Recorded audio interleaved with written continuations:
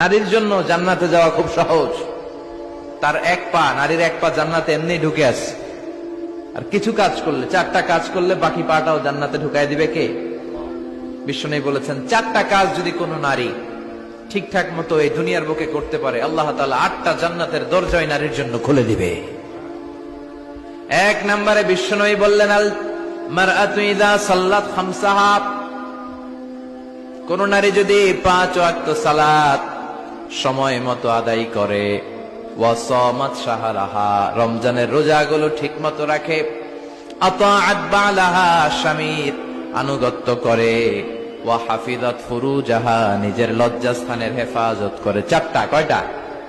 5 ওয়াক্ত সালাত, রমাদানের রোজা, স্বামীর আনুগত্য। এখন এটা উঠে গেছে সমাজে। কে কার উপর ডমিনেটিং করবে এই নিয়ে গুতাগুতি আছে না নাই? কে বড় হবে, কে মশারি টাঙ্গাবে রাত্রে, কিলাকিলি আছে না নাই? হাজবেন্ড কে তুই টাঙ্গা, স্ত্রী কয় আমনে টাঙ্গান, আছে না নাই?